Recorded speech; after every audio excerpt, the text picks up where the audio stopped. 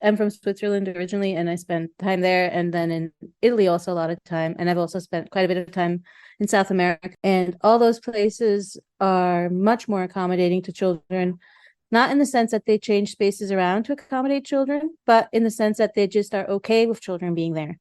In the United States, very, very often there are many subtle or not subtle ways that you're being told that you're not allowed to be in certain spaces. And so I think that's a really huge difference. I think it feels like here, the way that we think of children is as something, a very private, personal good, as opposed to a common good. That's why other people don't feel in any way connected to your child. And that's why they're bothered ultimately by it. To me, that's a very bad thing, I would say, about living here and raising a child here. It's not a good thing, not for the children and not for society.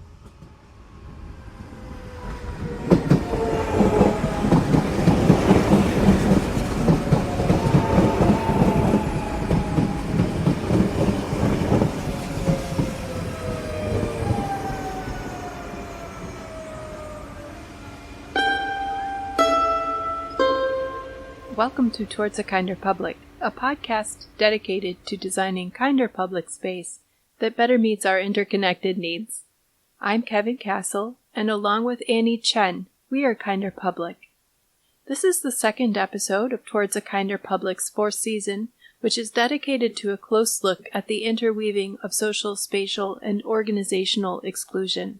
Our guests today are Christa Donner and Selina Trepp, two highly accomplished U.S.-based artists. Christa Donner is an artist, writer, and organizer who combines material exploration and social exchange to propose speculative models. Her work has been exhibited widely, including international institutions and throughout the United States. In 2012, when her child was 1 year old, Christa initiated Cultural Reproducers, an evolving creative platform for and about cultural workers who are also parents. Christa Donner's sound work is featured at the end of this episode. Selina Trepp is a Swiss-American artist researching economy and improvisation who works across media and space, combining performance, installation, painting, and sculpture to create intricate setups that result in photos, drawings, and animations. Selina is also active in the experimental music scene and performs with a varying cast of collaborators and as one half of Spectralina. Christa and Selina are joining me again to speak further about the creative platform Cultural Reproducers and their Childcare Supported Event Series model, which was developed to allow artist parents and their children continued access to the art world as professionals and as consumers, rather than being directed into programming for and about children. We'll discuss more about their important work in Chicago, as well as their broader expertise on the inclusion of children and families. As we will be discussing exclusion due to reproductive status and gendered social expectations, I'll take a moment to restate our framework. Kinder Public recognizes and celebrates all people and families. Our hope is that individual roles within families have the ability to find their unique and workable balance, free of any biological and gender expectations that are experienced in harmful or limiting ways. We observe the many ways that different families divide paid work and the labor of raising children, and acknowledge all of this as profoundly important work. We do also support the idea of children as a common good. Thank you for joining us for part 2 of our interview on the work of Christa Donner, Selina Trepp, and Cultural Reproducers. When people have infants, toddlers, and preschoolers, it's an intense time when additional supports are really needed. But as your kids get older, do you find that you have additional requirements for inclusion or different requirements for inclusion? Are you seeing the positive outcomes from your earlier push for inclusion of your children, and they are now able to function more independently in a variety of environments? I'd say yes, for sure. I mean, I think the needs are very, very different with older children. My child being disabled is, again, a whole other set of kind of needs that I learned to think about and to think about how it could be accommodated or what kind of accommodation is needed. But ultimately, I mean, older kids are also they're their own person. And so that in itself makes it both easier and also harder because they have their own preferences, needs, and desires that need to be respected and that they can also communicate, which makes it a lot easier. I think with small children, part of the difficulty is that they can't advocate for themselves in any real way. So it's hard to know. Yeah. But I think in the case of my own child, I would say the fact that I insisted on inclusion all along and still to this day, I mean, Maxine is very much part of my husband is a musician. We also have a band together. We perform quite a bit. Our child goes to these places, meets all these people. They have to, in Maxine's special case, that also means that people need to learn how to deal with an autistic person, which I think is very valuable. And for Maxine to be able to be in the world. So I think the more one goes out and insists on being out in the world and also insists on the world becoming more accommodating. So not just thinking about like pushing yourself to fit, but asking them to say like, hey, well, if you want to have parents in your midst as artists, if you want to hear the stories of parents and see the stories in that angle, then you need to create a space where parents can actually exist and be, right? And if you don't do that, what you'll get a really hobbled perspective. And we have the right to ask for that, I think, as everybody does. So in my experience, it's been very useful and also exhausting. Sometimes you're just like, why do I still have to ask? Mm-hmm. And then do the work. Yeah. Well, I mean, I think one thing that I've learned greatly is that I actually ask other people to do the work nowadays. So I've gotten good at that. Like that has been very different. I think it wouldn't occur to me. Like right now, I'm often in the situation where I have great ideas for things that I would love to have happen. And I'm like, yeah, I wish somebody would do that. I really want to be in the studio, make art. Like that's where I'm at. So I let the world know. I let people know my good ideas and I hope they pick it up. Yeah, I do think I'm seeing, in art and also in other parts in academia, like I teach at a couple different colleges right now. And it's been interesting to see this shift. And I don't think the cultural reproducers necessarily is the only thing spurring that, but right, like people will be much more upfront about the fact that they have family concerns and they can't make it to a meeting because they have to be home with their kids, which it just like 5-10 years ago, I don't think people would have just said, oh, I have a prior commitment, right? Because it didn't sound professional to mention that you had kids at home. But yeah, I think it has definitely changed when I'm remembering like a very early cultural reproducers event, one of the childcare supported events. I remember my child being up in the area where the kids were, and we were downstairs and we had microphones and we were presenting, and this wail came in. It was like, mama, and sobbing, and it was my kid. And it's like, it really made me wonder, like, what am I doing? This is really hard on her. I'm dragging her around all these things. She has to stay longer than all the other kids because I'm not just dropping her off. I'm bringing her there. We're setting up. We're talking to all these people. She's there for hours. So she went through a lot, and she still, if I mention anything about cultural reproducers, she's just like, oh, I hate cultural reproducers. But, she also is an amazing person to go to an art museum with. She's got this really incredible critical eye. It's really fun to talk about art with her and observe things that we see in the world. And yeah, it's a whole different thing now that she's older. And I do remember being at presenting when cultural reproducers was really new. I was presenting as part of this feminist art project day of papers at the College Art Association.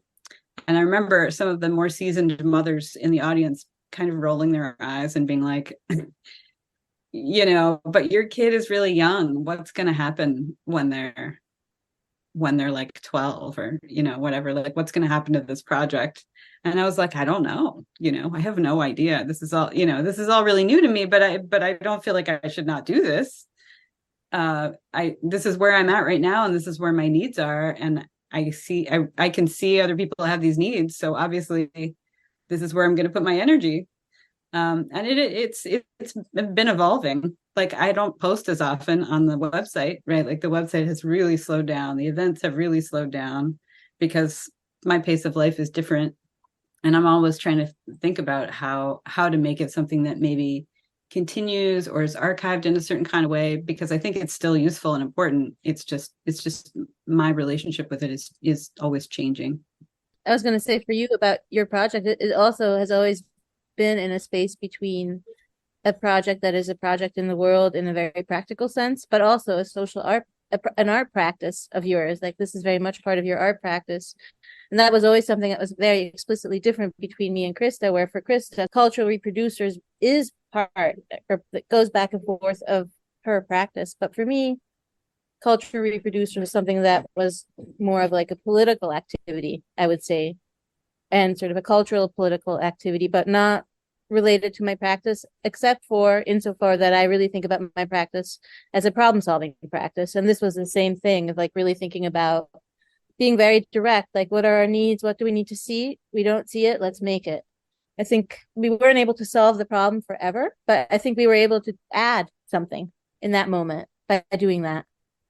And that approach, I mean, Selina, your approach, like I think on either end of our event series and the things, the projects that we did together as part of it, I've been the thread that's been holding the things together, right? But the approach that I take and the language of it and the so much of that would never have coalesced if it hadn't been for your language around that. Like you just have such a specific and practical is not the right term. You live your ethics in a way that I'm always learning from, and that really informed cultural reproducers and continues to. Yeah, I think it's just very direct, right? Like it's actually very uncomplicated. That's by practical. I also think it's kind of like, okay, we got to just make it work. Yeah. Somehow. Yeah. Thank you. No, I appreciate that. I was just talking with a friend about my collaboration with you and my collaboration with somebody else. And I was like, yeah, it's funny. My collaborations, I'm always with these super brilliant people who can just do shit. And I just kind of come in and add a couple of things or just sharpen it or something. That is not how I think about it. When we were doing that event series, right? Another thing that happened that I'll mention is that, so we were curating these events. We had 4 of them. In the meantime, people were inviting us to be on panels and all these things. And I remember going to a panel at a gallery and there were all these like angry parents in the audience who were like, you need to do this for us. You need to do that. And I was like, when did I become a service organization for these people? We were trying to decide what to do for our final event in this series. And so we were just like, I think instead of it being an artist talk, it needs to be a workshop, like a skill sharing workshop where people really start thinking about what is it that they need and what is it that they want, and kind of reverse engineer it into like, how could we get there? And it became this really, Selina really played an important role in figuring out how we were going to structure that. But that workshop series that workshop became a series of workshops. It has become a really interesting process. I now have all these examples to show people of ways that people have done that, where they've been like, this is what I need, I'm going to make it. Right. Which I think for a lot of people, they don't have the bandwidth for that, or they don't believe, they're just like, I'm just trying to get dinner on the table and maybe get half an hour in my studio sometime this week. So to set aside an hour to bring people together, and that first event was great because it was like arts administrators and board members and also artists, and put them into small groups and have them talk about like, here are the problems that I'm experiencing. Here's what my fantasy scenario would be, and here are the steps I'm going to take to get there, which was really exactly how we came up with this Childcare Supported Event Series. Was we were just like, I'm so frustrated because this and this. Wouldn't it be great if art events happened during this time and there was childcare and blah blah blah? What if we wrote a grant and we asked for these items, right? And like, bam, it happened very quickly. So not that everything's that easy, but it was useful, I think, as a way of framing that for people.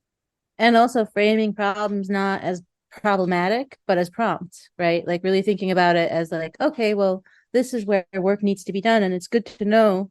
And then to make that like, how can I make that interesting, and how can I address that within my own means? Which also sometimes means like changing what you want, right? Or what you need, like realizing like, yeah, well, this isn't going to be the marble palace, and instead you're going to do something else that is going to fulfill certain aspects of the needs, like really looking at what it is that what the problem really is. I really like the idea of problems as prompts, and I really like how you approach that by understanding the problem, kind of having a resolution in mind, and then outlining the steps to get there with a variety of professions represented at the table. If I'm interpreting that correctly, that was really smart. My little guy is in the background, so sorry, he's we're also having animal noises today, so I want to come back, Selina, to the idea of your sudden awareness that in America you will lose your professional occupation at the first sight of offspring, and apparently no one alerted you to that custom. Although actually the gallery that kicked me out was in Switzerland. Oh, sorry. Which is even less surprising because Switzerland they only got the right to vote in 1971. But in America, in other ways, I felt it. I find America extremely, I mean, for me, has been and still is a shockingly, becoming a parent feels like being dropped back into the 1950s somehow, or what I imagined them to be, because obviously I was not alive then. I have found it very surprising how extremely gendered everything is. Yeah. So my assumption was wrong. I apologize for Americans aren't the worst. They're among the worst. Yeah. So if I can shift that thought to the use of public space, I think that we can agree that here parents and young children are generally not accommodated. I would even say excluded, in that they may not be able to be physically present. And if they are physically present, they may not be able to participate as others are. So it's really imperative that we understand how to make public space better for parents and young children. Have you, and you've touched on this a bit, but have you lived in communities or participated with institutions that did a better job of integrating parents and younger children into the wider community, or even older children, just children in general? I'm from Switzerland originally, and I spent time there, and then in Italy also a lot of time. And I've also spent quite a bit of time in South America with Maxine when they were small. And all those places are much more accommodating to children, not in the sense that they change spaces around to accommodate children, but in the sense that they just are okay with children being there. Whereas in the United States, very, very often there are many subtle or not subtle ways that you're being told that you're not allowed to be in certain spaces, like restaurants, for example. I would always take my child to restaurants, and I like to eat well. So when I go to a restaurant, it's going to be a nicer restaurant and not a McDonald's. Like, I want to sit down. There's going to be adults there. And that was actually very difficult when Maxine was small, not because Maxine was in any way bothersome, but because people really did not like it and would say so in ways, or let us know. Or, for example, there were a couple of summers that I spent in Europe, and my partner was there, and then he was touring. And so he would go away, but I was also working, and I would have meetings with people. And so I would meet people in a cafe that's right next to the playground, and Maxine would be in the playground and I would be in the cafe, and we would have our meeting, and I wouldn't have to be concerned about Maxine because I could kind of see her, and that was totally okay. Whereas in the United States, there's this expectation that parents are constantly going to be right there, and that if something happens to your child, you are going to run over. Whereas in Europe and in South America as well, my experience has always been that the child is viewed as a common good, and that that if something happens to your child, if your back is turned, somebody else is going to go there and make sure that their child is okay, as would you with another child. And so I think that's a really huge difference. I think it feels like here, the way that we think of children as something, a very private, personal good, as opposed to a common good. And so that's why it can't participate. That's why other people don't feel in any way connected to your child. And that's why they're bothered ultimately by it. To me, that's a very bad thing, I would say, about living here and raising a child here. It's not a good thing. Yeah. Not for the children and not for society. Yeah. I mean, and I think it makes the children really anxious and not, it makes them scared of being independent. And, it's a whole other podcast. Yeah. I remember being at a residency in Germany. I mean, I had been interested in doing artist residencies before I became a parent, but after I became a parent, it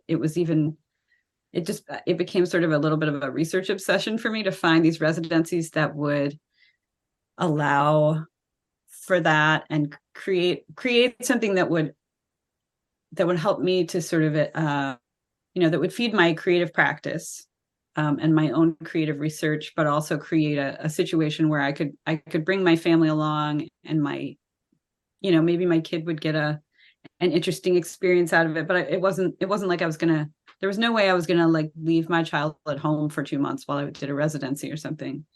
So I really actively was applying for things and finding out about different kinds of programs that would allow for and support having a child along. And that was really interesting, both in terms of how differently it worked in different places, but also, I mean, it was eye-opening to be in these different countries where parenthood was approached so differently, like as Selina was saying.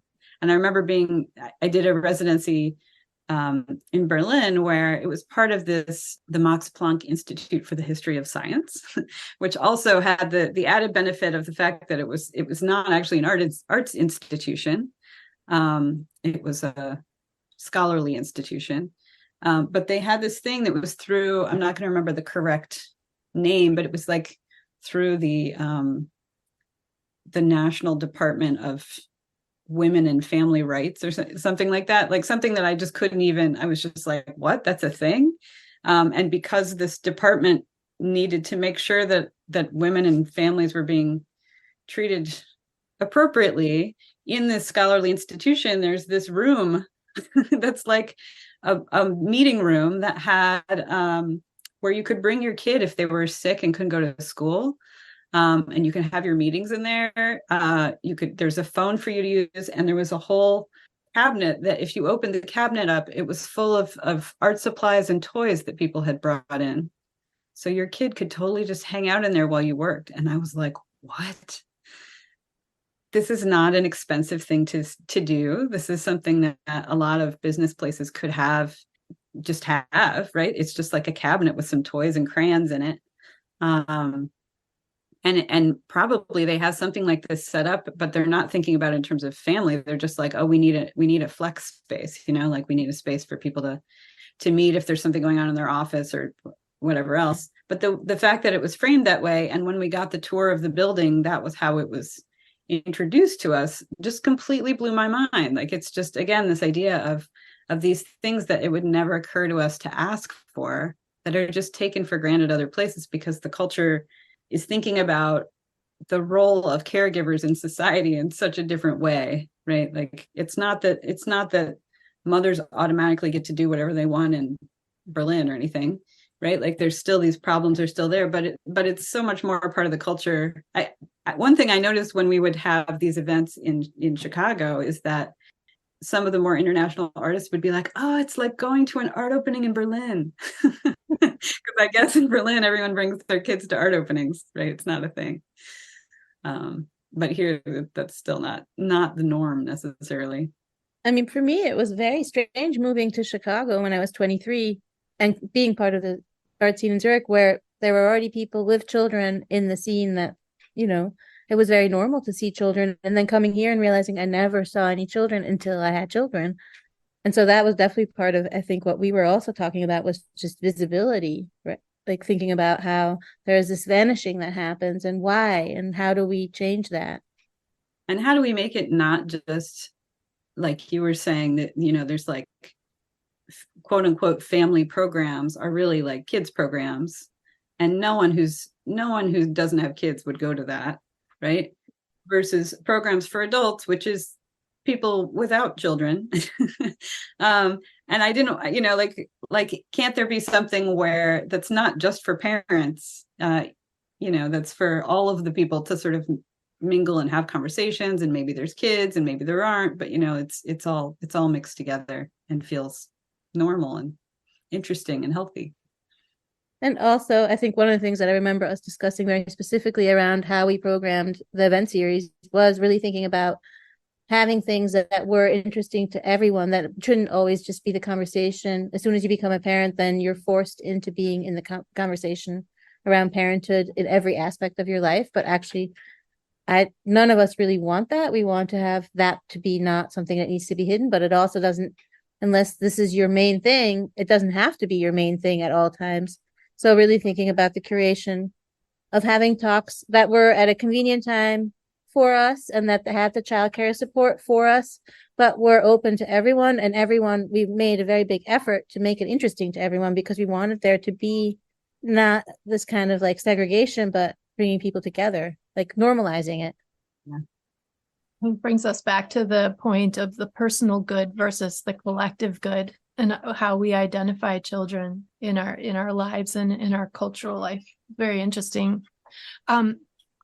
Within the last 10 years, I've observed really accomplished professionals in academic and design careers slipping engagement rings off of fingers before walking into work meetings, or hiding the existence of their children at all costs, because that slippage from their personal or fertility life would immediately sever them from the benefit of their own professional expertise and ruin the illusion of a body that is perpetually available for workplace labor, perhaps.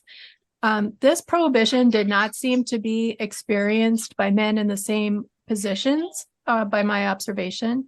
Men were most likely able to participate without anything kind of indicating their role as a caregiver, because they were benefiting from the labor of another parent, perhaps. And the existence of partners and children actually enhanced their professional persona rather than diminishing it. Can you speak more to the gender dimension that you find in your work? Please feel welcome to correct or adjust my language or framework. I can speak to that. Yeah, of course. I think I see it in every aspect of life. And in the art world, it's very, very obvious in many, many, many, many different ways. I think complexly also, despite many men not really consciously wanting it to be like that, or it's like a lot of it is really baked in super deep from all participants in how reward structures operate. It's very unconscious. But yeah, I see it. And I think part of it is in regards to what kind of work men are allowed to make and women are allowed to make. Part of it is what the expectations are. Part of it is also literally men often make a lot more money. And so then that forces artist couples into positions where they're perhaps two artists, but one of the artists is making more money. And so then the other artist does more childcare, which then leads into less studio time. And, so there's this whole kind of snowballing effect that happens that does still, I think, greatly benefit men. And one also sees that in regards to who gets exhibited and who doesn't get exhibited, what happens when people speak up versus when people don't speak up about things, where it's like with men speaking up, that's okay. Women speaking up is not really that okay. Like it's already much more problematic. So I think if anything, maybe it's actually kind of been a little bit of a backsliding lately. I wanted to grab this zine. The Propositions, Manifestos, and Experiments zine, because there's this quote from another artist parent group, Invisible Spaces of Parenthood, that I really like, that's on the inside cover. And they say, when childcare is an equally shared problem among genders, it transcends the private sphere and is treated as a public and infrastructural issue. And I think that that's so right on the money, right? Like whenever I have these conversations and there are men involved, right? Like they're not coming at it as like, whoo, I'm going to throw my weight around I can do whatever I want.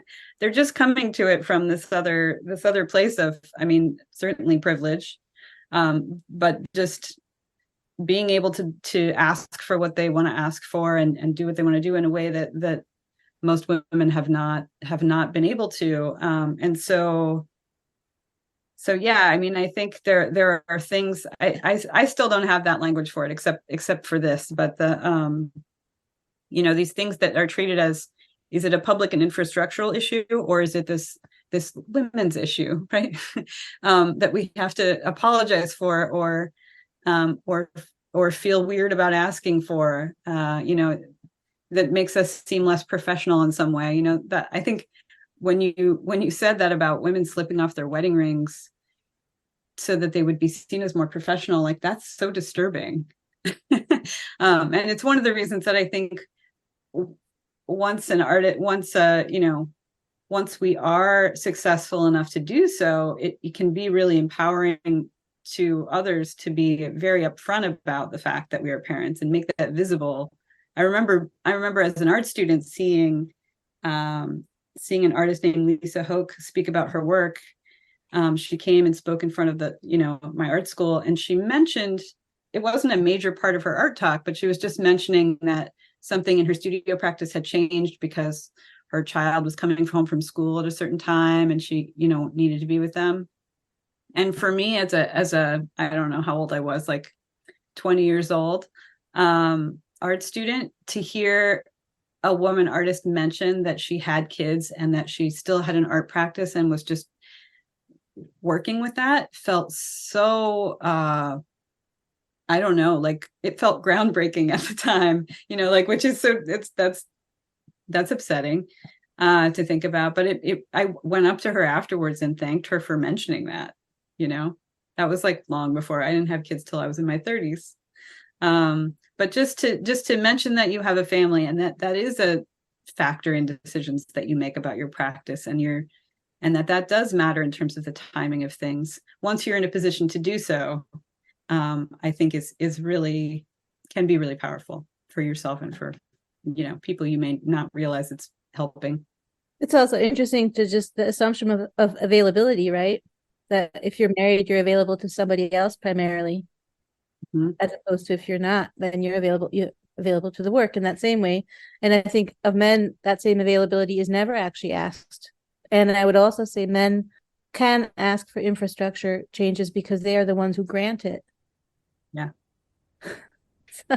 Right.